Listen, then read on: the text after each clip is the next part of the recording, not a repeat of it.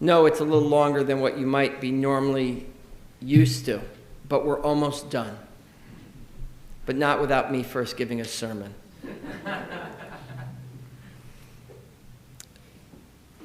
Like many people, I'm one of those who likes to do research in advance, and then I like to see how that research plays out.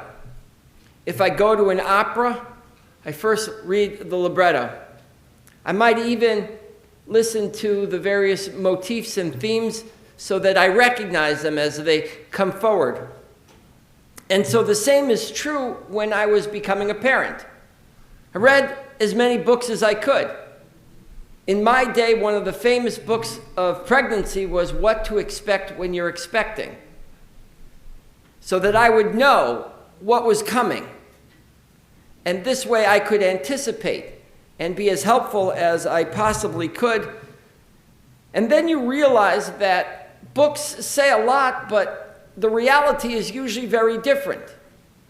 And you can read all the books that you want about parenting, and you'll quickly recognize that it has nothing to do with the reality of what it is to actually parent.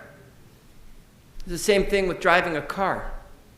You can read as many books as you want about driving a car, but when you get behind the wheel, it's a very different experience than what you read about. And that's why, even though we are the people of the book, we are the people that enjoys reading and understanding and gaining knowledge from books, ultimately we're not a people of a book, we're a people of action. For us, it's not just about faith, it's about what we do in this world. It's not enough to sit back and to learn. You have to apply that learning. Doctors go to school. Lawyers go to school. Many people spend many hours doing graduate work education, only to realize that when they get out into the field, very little of what they learn can be applied directly. In fact, I believe that graduate schools in general, maybe even undergraduate programs, are about teaching you to think, not about what knowledge you need. Because ultimately, you have to get out and do it. Ultimately, eventually, you have to get behind the wheel and drive. And you can be told as many times as possible that you have to look in the direction you're going while you're making your turn. But it doesn't really make sense until you get behind the wheel. And that's what I have to say to you this morning about the laws of our holy tradition, what we refer to as halakha, the Jewish legal system. And that is that we can talk, I can speak every week about why the laws that we have are so integral to our existence. I can make a case for Shabbat. I can make a case for keeping kosher. I can make a case for being kind to one another, being careful with animals. I can make a case for all of the laws that we have, but they don't make any sense to you until you do them yourselves. So in this morning's Parashat it says, "Ushmartem va'asitem et kol kihichot matchem uvenetchem." Do the laws because then they will make sense to you. Will not make sense until you do the laws. I know. I have a practice of meditation, and I read about it before, but I didn't understand it until I started. The same thing is true of sports and almost any other activity. You don't truly understand it until you do it. Every summer I try to acquire a new skill. Some summers it's a new language. This summer was learning about options. I failed. I'm sticking to the rabbinate. But the truth is, you don't understand complex things until you do them. We are a movement that has always prided itself on adherence to the law, of commandedness, of understanding that we are obligated to do the Jewish law. But let's be honest. very few people today feel commanded. In fact, we read this morning the 10 commandments. But today in our society, they're more like the 10 suggestions. We don't take God's law seriously because we don't do it. Because if we did it and committed ourselves to it, we'd understand the wisdom that's embedded within it. The truth is, our tradition never referred to them as the 10 Commandments. We always refer to them as the Aseret HaDibrot, the 10 utterances, the 10 phrases, the 10 directions. Because we understand that you can't tell anybody what to do today anymore.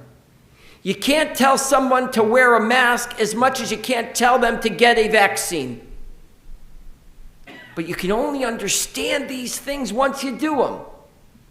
You can only understand the effectiveness of something once you try it. How many times have we as parents pleaded with our children, try it, you'll like it, only to have the response of, I won't do it. But then how many times have you been successful and they say they actually like it? Or maybe if they don't admit it then, maybe 20 years later they will. The truth is, if we're ever going to learn anything about ourselves, about our community, about our world, about our God, then we have to jump in and do it. Abraham Joshua Heschel taught us we don't need to take a leap of faith, we need to take a leap of action. Because we are a people of doing. One of my favorite Hasidic Rebbes, Rabbi Moshe Teitelbaum, often known as the Yismach Moshe, he said, Halomed Torah shelo al menat la'asot noach shelo livra. If you learn just for the sake of learning, it's better you weren't even born.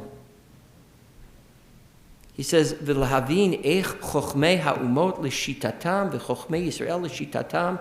Everybody has a tradition, says Reb Moshe Teitelbaum. And you are required to adhere to your tradition. Jews have ours, others have theirs. You're required to adhere to your tradition, and it's in your tradition, says Reb Moshe Teitelbaum, that you'll gain insight. Today I plead, as I do week after week, year after year, try our tradition, you'll like it. Try the laws, you'll find meaning in them. Doing, says our tradition, is what's critical. In doing, we make life meaningful.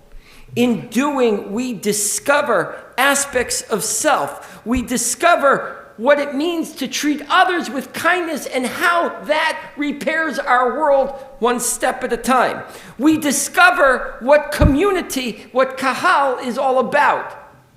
The reason why we have a requirement of 10 people in order to constitute a prayer service is because we're required to understand that there are other people. The experience is wholly different when we're together. So says our tradition. Faced by what doesn't make sense, you have to jump in and try it. I know that for so many, Sabbath and Shabbat seem irrelevant today when you can vacation whenever you want. Seemingly, the laws of keeping kosher don't make any sense in an age in which we have so many choices of things to eat. So I say, get out of your head and get into the work. Do the work of adherence to God's law, and you will find meaning and purpose. There is a phrase that is often used in teaching hospital settings. It says, learn one, do one, teach one. That's what they tell them as young doctors. Learn how to do it. Take time in the study. But then you have to do one. And when you do it, you begin to truly understand what you're doing.